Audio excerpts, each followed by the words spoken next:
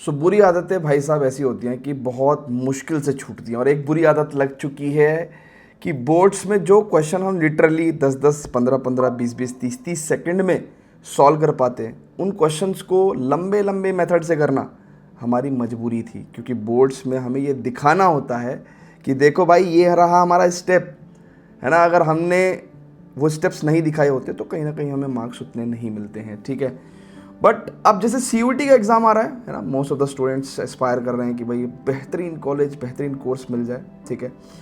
मैं यकीन के साथ कह सकता हूँ कि जो बच्चा बोर्ड्स में 70-80% मार्क्स भी एक्सपेक्ट कर रहा है अपने, उन बच्चों को सीयूईटी की स्पेशल प्रिपरेशन करने की ज़रूरत नहीं है, क्योंकि उनको नॉलेज तो पूरी की पूरी है। सिर्फ करना क्या है, जो नॉलेज है ना, राइट, उसी को कैसे बेटर हम अप्लाई कर सकें, कैसे फास्ट क्वेश्चन सॉल्व कर सकें, ये कुछ टिप्स एंड टेक्निक्स हमें सीखनी है। और वो सिर्फ प्रैक्टिस करके आएगी। मतलब मैं एक वीडियो बना दूं और आपको 7-8 शॉर्टकट टेक्निक दे दूं, वो हर क्वेश्चन में आप अप्लाई करना सीख जाओ, ऐसा नहीं होता। It's a daily process, daily practice process. तो उसका एक जीता जागता एग्जाम्पल मैं आज आपको इस वीडियो के अंदर दिखा रहा हूँ, राइट। जैसे इस वीडियो का टाइटल ये है कि सीयूईटी 2026 ट्रिक्स हम लोग यहाँ पे डिस्कस कर रहे हैं। तो उसमें से वन ऑफ द ट्रिक जो है मैं आपको एक क्वेश्चन में लाइव सॉल्व करके दिखा रहा हूँ, और आपको रियलाइज होगा जब इस वीडियो का पूरा देखें तो उस टाइम पे जजमेंट ना करें कि यार इससे बेटर तो मैं अपना पुराने वाला मेथड से ही कर लेता, क्योंकि जब तक आप पुराने वाले मेथड से चिपके रहोगे नए मेथड्स अप्लाई करना नहीं सीखोगे। और स्टार्टिंग में हो सकता है कि जो नए मेथड्स हैं उसमें ज़्यादा टाइम लगे, क्योंकि अभी आप सीख रहे हो। लेकिन एक बार आपको नए मेथड्स आ गए ना, नई अप्रोच आ गई, तो आप किसी भी क्वेश्चन को बेस्ट पॉसिबल मेथड से सॉल्व करोगे और जल्दी सॉल्व कर दोगे। तो आइए इस वीडियो को फर्दर प्रोसीड करते हैं। तो बहुत सारी पॉपुलर फास्ट सॉल्विंग टेक्निक्स हैं, है ना। उनमें से टॉप 3 अगर हम लोग बात करें, सो पार्शियली सॉल्व, पार्शियली मैच, यानी कि हम क्वेश्चन को उसमें पार्शियली सॉल्व करते हैं, एक पोर्शन क्वेश्चन का सॉल्व करके और एक ऑप्शन में भी एक पोर्शन मैच कराने की कोशिश करते हैं, राइट। रिवर्स ऑप्शन पुट भी एक स्ट्रेटेजी होती है कि भाई क्वेश्चन के ऑप्शन को लेके ही हम लोग रिवर्स जो क्वेश्चन का स्टेटमेंट है उसको उसमें अपना ऑप्शन अप्लाई करने की कोशिश करते हैं, और जो ऑप्शन सेटिस्फाई कर जाता है उसको मार्क कर देते हैं। इस तरह से एलिमिनेशन अप्रोच और भी बहुत सारी टेक्निक है, बट आज पर्टिकुलरली हम लोग partially solve and partially match की जो टेक्निक है वो लगाने वाले हैं इस क्वेश्चन के अंदर। तो एक क्वेश्चन देखते हैं। क्वेश्चन मैंने मैट्रिक्स डिटरमिनेंट से लिया है, जिससे कि ज़्यादातर बच्चे इस क्वेश्चन का जो बैकग्राउंड है उसको जानते हैं, है ना, और इजीली हम टेक्निक सीख पाएंगे। जैसे यहाँ पे एक मैट्रिक्स दे रखी है बच्चों आपको, और इस पर्टिकुलर मैट्रिक्स में उसने कहा है कि ए ट्रांसपोज का इनवर्स निकालो। अब ए ट्रांसपोज का इनवर्स यानी कि इनवर्स निकालना हम जानते हैं, ट्रांसपोज निकालना हम जानते हैं, तो नॉलेज वाइज कोई भी बच्चा इस क्वेश्चन को कर लेगा। बात है स्पीड की, क्योंकि जो जल्दी सॉल्व करेगा वो और ज़्यादा क्वेश्चन सॉल्व कर पाएगा एग्जाम के अंदर, और वो ज़्यादा बेटर रैंक या फिर ज़्यादा बेटर स्कोर कर पाएगा। तो हम लोग क्या करेंगे, जो कन्वेंशनल बोर्ड वाली अप्रोच है उसमें एक बच्चा क्या करेगा, सिंपल वो कहेगा कि यार ए ट्रांसपोज का इनवर्स चाहिए ना, ठीक है, तो मुझे 1 determinant of A transpose and into adjoint of A transpose ये करना है, ठीक है। अब ए ट्रांसपोज का डिटरमिनेंट ए के इक्वल होता है, ये प्रॉपर्टी है, और एडजॉइंट ऑफ ए का ट्रांसपोज पूरे एडजॉइंट ऑफ ए के होल ट्रांसपोज के इक्वल होता है।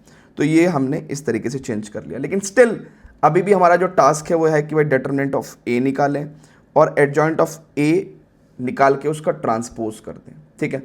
तो अब कोई भी बच्चा क्या करेगा भाई, सिंपली जो है सबसे पहले वो डिटरमिनेंट ए निकालेगा। तो डिटरमिनेंट ए निकालना बड़ा आसान काम है। अब वो एडजॉइंट ऑफ ए निकाल के उसका ट्रांसपोज करने की कोशिश करेगा, तो नेक्स्ट स्टेप में वो एडजॉइंट ऑफ ए निकाल लेगा, राइट। और एडजॉइंट ऑफ ए निकालने के बाद बच्चों वो उसका फर्दर ट्रांसपोज करेगा, है ना। तो यहाँ पे अगर आप बहुत ध्यान से देखेंगे तो हमने यहाँ पे एडजॉइंट ऑफ ए का ट्रांसपोज यहाँ लिख दिया और डिटरमिनेंट ऑफ ए यहाँ लिख दिया। इस पर्टिकुलर ऑप्शन को मैच करता हुआ ऑप्शन नंबर बी है, तो आप कह देंगे B is the correct option. यही मैक्सिमम स्टूडेंट्स, मतलब 90% स्टूडेंट्स इस क्वेश्चन को कुछ इस तरीके से ही सॉल्व करेंगे। बट अब अगर आप एक इसका शॉर्ट अप्रोच सीखने के लिए रेडी हैं, तो मैं आपको ऐसा शॉर्ट अप्रोच सिखाने वाला हूं कि 10 से 30 सेकंड के अंदर आप इस क्वेश्चन को सॉल्व कर लेंगे। आइए आगे बढ़ते हैं। अब यहां पे ये क्वेश्चन दिया हुआ था बच्चों, जरा बहुत ध्यान देखना, क्योंकि एक ही पेज पे मैं इस क्वेश्चन को सॉल्व करने वाला हूं। हमारे पास ए मैट्रिक्स था और हमें ए ट्रांसपोज का इनवर्स चाहिए। सबसे पहले हम जानते हैं कि यार ए ट्रांसपोज का इनवर्स ए इनवर्स के ट्रांसपोज के इक्वल होता है। ये प्रॉपर्टी आई थिंक ऑलमोस्ट सभी बच्चों को पता होगी कि ए ट्रांसपोज का इनवर्स ए इनवर्स के ट्रांसपोज के इक्वल होता है, ठीक है। अच्छा, दूसरी चीज हम जानते हैं कि किसी भी मैट्रिक्स का उसके इनवर्स के साथ अगर मल्टीप्लाई करेंगे तो आइडेंटिटी मैट्रिक्स आ जाएगा, ठीक है। बस यही दो फैक्ट्स हमने लगाए इस क्वेश्चन के अंदर। नाउ ए ट्रांसपोज का इनवर्स, इसका मतलब टेक्निकली हमें ए इनवर्स का ट्रांसपोज निकालना है, और उसके लिए ये जो चारों ऑप्शन हमें दे रखे हैं, इसका मतलब ये चारों ऑप्शन किस चीज के दावेदार हैं, ए इनवर्स के ट्रांसपोज के दावेदार हैं, ठीक है।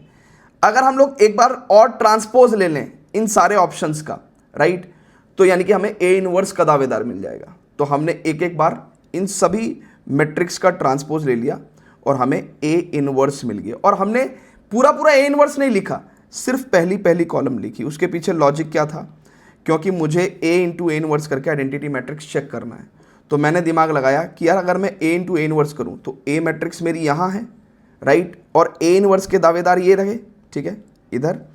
तो अब मैं क्या करूंगा, मैं एक एक option A into A inverse करके चेक कर लूंगा। मुझे सिर्फ एक रो और एक कॉलम की मल्टीप्लाई करनी है, मतलब मुझे टेक्निकली क्या करना है बच्चों, फर्स्ट रो की फर्स्ट कॉलम में मल्टीप्लाई करके 1 आना चाहिए।